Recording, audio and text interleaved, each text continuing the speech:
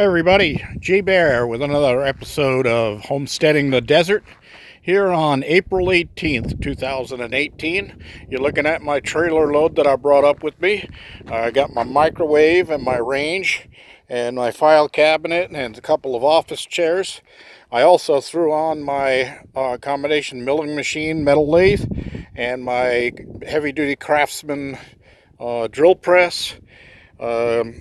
A rolling table there. I got my window air conditioner here, which I'm going to put on the porch and plug in and run it during the day and see how much electricity it uses. I also got a hold of one of these hanger shelf organizers. It's used, well, it's not used, it's brand new, but it's been in storage, somebody's storage for a long time. They just gave it to me and said, see if you can use this. I said, I will. I got my my rigid shop back there, and I got my oil-filled radiator over there, electric radiator. I'm going to try that out too when the winter comes, and see if that, well, it doesn't use that much electricity because once it heats up the oil, and the oil lasts a long time. It keeps the heat in there a long time. It doesn't have to keep running. So I use that at home. It doesn't hardly at all kick up my electric bill when I was down in the OC. I'm going to see what it does out here. Maybe I'll save a little bit of propane during the year. Although, I mean, you know, I've plugged in the first tank of propane, 100-pound tank, back in November, and it still has fuel in it. So here we are in April. I mean, you know, that's cooking and heating and all that stuff. So, and the hot water. I'm not concerned about it. I got 300 pounds of propane there, and I've got an emergency backup of about 175 pounds, 180 pounds in the container, all ready to back me up if I need it.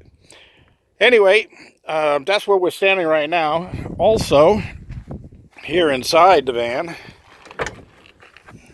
I brought up a bunch of my electrical stuff, and these are the vices that go with the milling machine. That unit underneath there is a little invention of mine. When I use it next, I'll do a video and show you.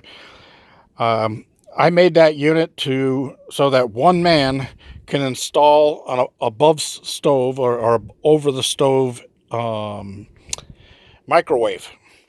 And as you can see, I got my microwave here. I took it out of my old place, and it was right above that range, and I will be putting it back in this place right above the range. But I've got to convert that range over first to propane. All the parts are with it. They're all bolted in right down here in the bottom.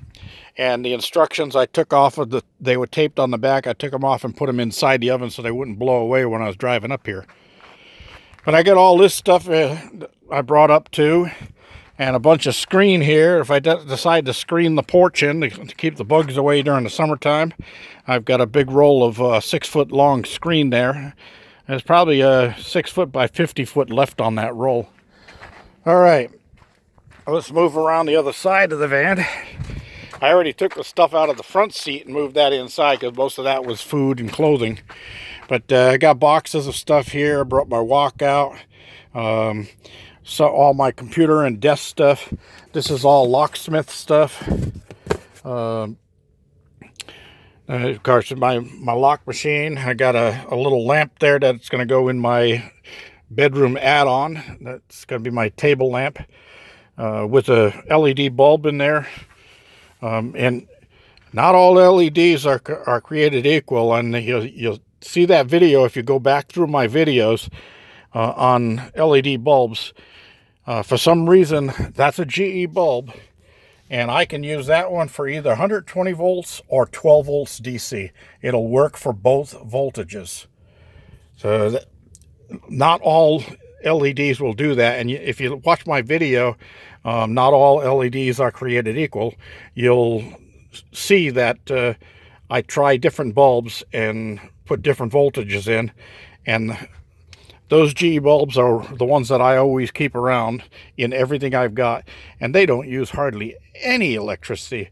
When I turn the ones on in the cabin right now, they don't even make a dent in the electricity. I mean, not even 1/10 of a volt drop. It just doesn't, it acts like it doesn't even know it's there.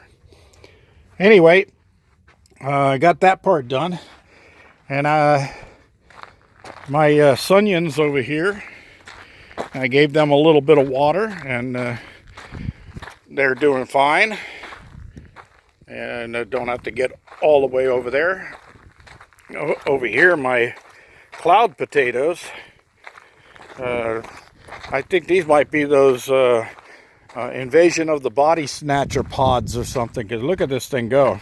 I mean, it is filling up. I got some nice flowers on the top of it up here, and the extra plants that were just little buds coming up out of the soil have already started to come up, getting bigger. I don't know, I might get 10 pounds of potatoes out of that bucket, and that's a good thing. Okay, I'm not seeing any sprouts in my orchard that get me excited about anything, but it's still a little early. Even the new trees I've got down in the OC are just starting to show buds because the weather's been so weird. All right, in here, I cleaned off an area here because I'm going to be using this to unload that milling machine I've got on that trailer. And that milling machine, I checked on it, weighs in at 687 pounds. Okay, so you say, well, how did I get that thing up onto the trailer? Well, I moved it out of a shop, which is about all the way to the back of this container. I brought it out of the shop and got it over to the trailer and loaded it on the trailer by myself. So, like I told you all the time, my favorite line is, I work smart, not hard. I had that whole thing loaded in about 45 minutes, taken out, loaded, and tied down in 45 minutes, and I barely broke a sweat. So I cleared a spot here where I can slide that thing in temporarily. It'll get moved again later, but for right now, it's going to sit right inside of here. And same way I get it off the trailer with this come along and the ropes and pulleys is the same way I'll put it back on the trailer when I have to move it.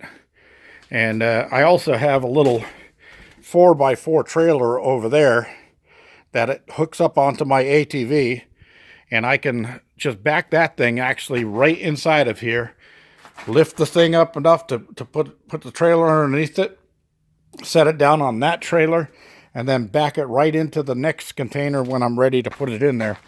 I've got to get workbenches built and all of that, and I have them down at my OC place, but I don't think I'm going to have enough time. I'm down now to like 8 days.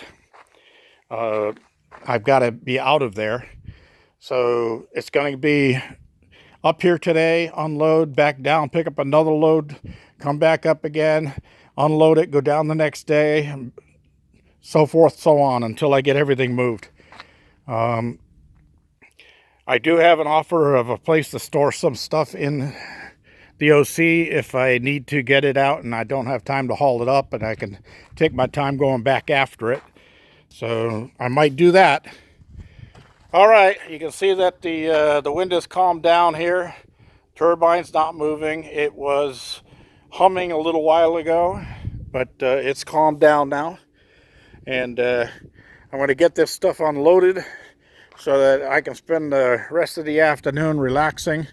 I brought up a couple of nice pork loin chops, and I'm going to cook those up for dinner tonight with some green beans and maybe some steamed potatoes. And I think, yeah, steamed potatoes, I love them. And then I'll get out of here early in the morning, run over to my mailbox, check my mail, and by lunchtime be back down picking up another load. And that's it, people. The chicken coop is taking a back seat for right now. I don't have time to work on it, but in 8 days I'll have plenty of time to work on it. G Bear signing off.